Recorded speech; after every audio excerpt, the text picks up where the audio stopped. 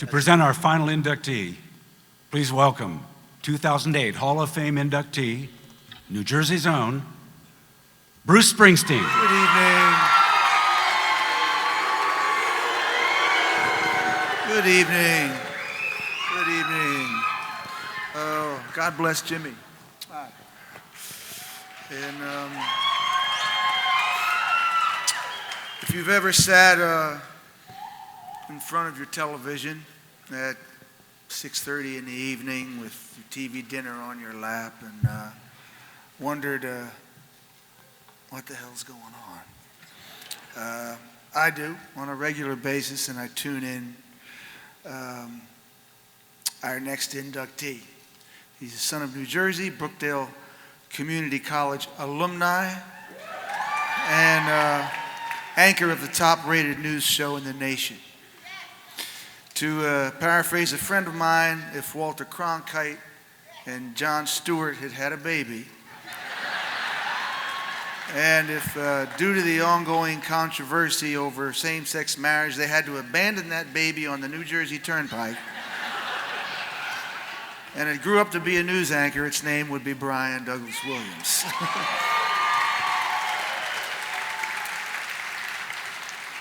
He was born in 1959, moved from Elmira, New York to Middletown in junior high school, where he attended Mater Dei. He first worked in broadcasting at KOAM TV in Pittsburgh, Kansas. Didn't know that existed. Then Washington, Philadelphia, and finally New York City, where he took over the nightly news in December of 2004. His reporting on Hurricane Katrina from inside the New Orleans Superdome was praised by the industry, helped NBC earn a Peabody Award. It was unforgettable. The Peabody Committee concluded that Mr. Williams and the nightly news staff exemplified the highest standards of journalism in their reporting on Katrina. He's reported from Iraq, Afghanistan, but the intrepid reporter is not the only Brian Williams that I know. He's husband of the lovely Jane Williams. He's the New Jersey guy who still summers in New Jersey. He's an ex-Middletown volunteer fireman. And he's also the guy who carries more than 10,000 plus songs in his iPod, sleeps 4 hours a night, and wakes me up at 3 a.m. to talk about some new artist he's discovered while all night trolling iTunes. I'd like to induct into the New Jersey Hall of Fame a great friend, great reporter, godfather of what's happening now, Mr. Brian Williams. Come on.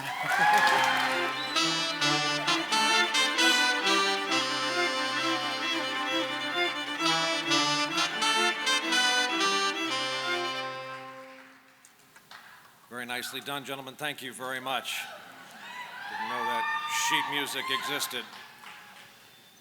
I will be a part, happily, of any event hosted by Johnny Sack, featuring Big Pussy, who said to me earlier, "You get made tonight."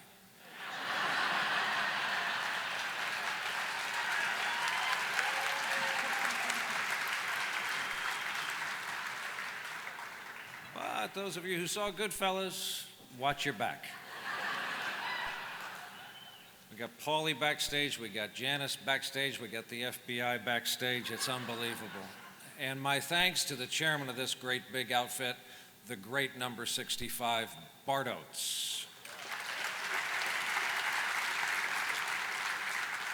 I told Bart tonight I bleed giant blue, it's just that I'm bleeding a little bit more these days. And about the man who you just heard from, our surprise guest tonight, who made my nominating speech.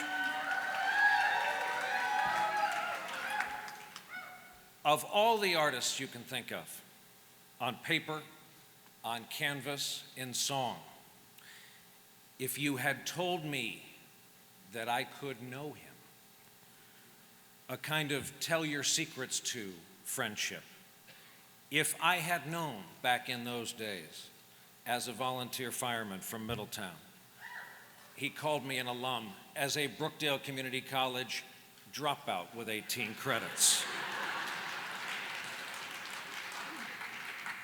I was the guy driving the big lazy car on the highway in the dark. I was the guy who learned a friend of mine became a father last night. That friend was Mikey. I was living that life. We put our key rings on because we thought it would be a chick magnet. We put our green Middletown Township Fire Department jackets on, and we drove south, 35 to 36 Ocean Avenue. We started at Trade Winds.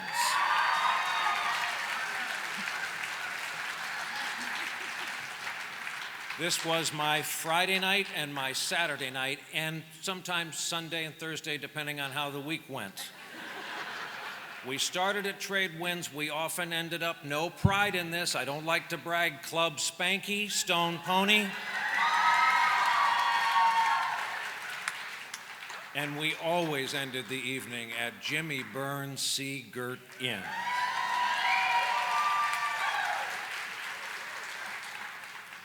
These are friends with names like Mikey and Dennis and Bob and other ne'er-do-wells and criminals who we packed inside Mikey's van. And yes, we told each other we were wild, the wildest things we'd ever seen. We liked the same music, we liked the same bands, we liked the same clothes. If I had known back then that I would have hang time, friendship time with this man, I could have saved so much money in beer looking for him.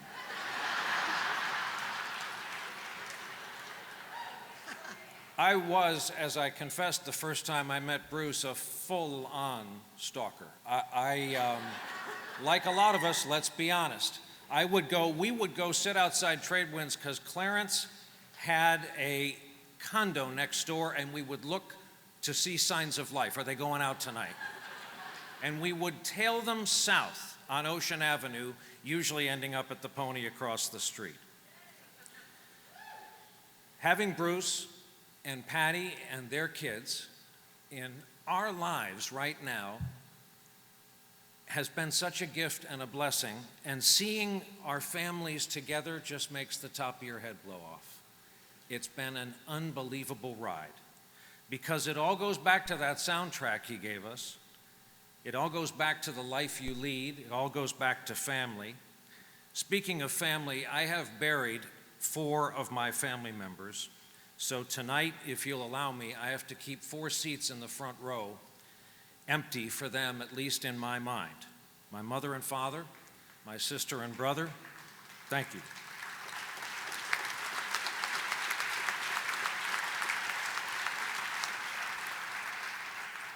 Not all of them went to their reward when they left this earth, knowing this was really going to work out, if you know what I mean. The reason it worked, I met a girl and we ran away. I swore I'd make her happy every day. She is here tonight. Her name is Jane.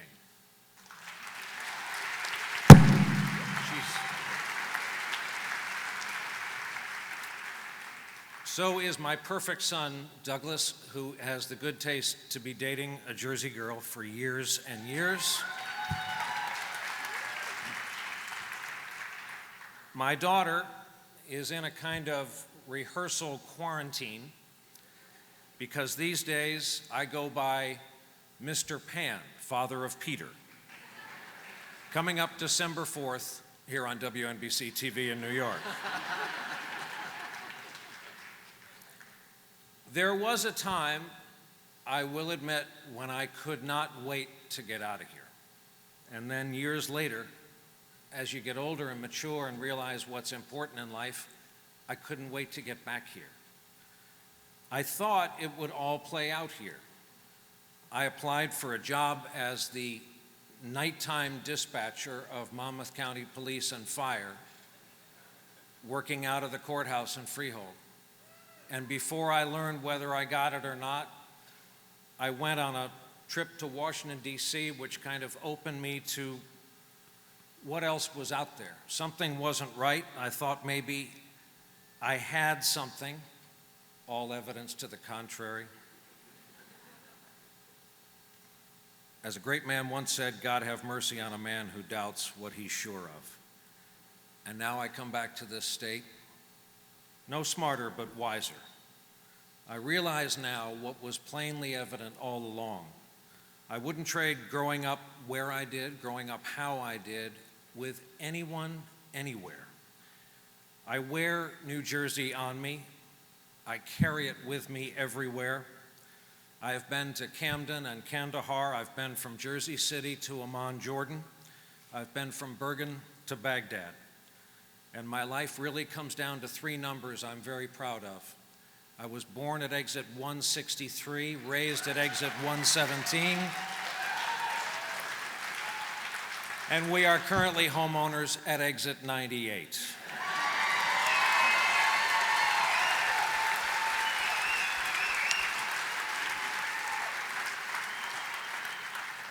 From our home at the Jersey Shore on a clear night, I can look north and I can actually, when the weather's right, see the lights of this city. I can see the lights of my childhood, the beaches of Monmouth County, and they are, for me, standing on the beach, a North Star. Overhead on a summer night, you can see the conga line of incoming jets. They're coming across the Atlantic on the overnight flights into Newark. As they get closer, you can see the windows on the aircraft, and you know there's a good many passengers on board from far-flung places who are coming home to New Jersey as I did, because they know what I know about the great state of New Jersey. For this honor you've given me here tonight, and with congratulations to all of the other recipients, if I could take one moment into my hand, it would be this. Thank you, ladies and gentlemen.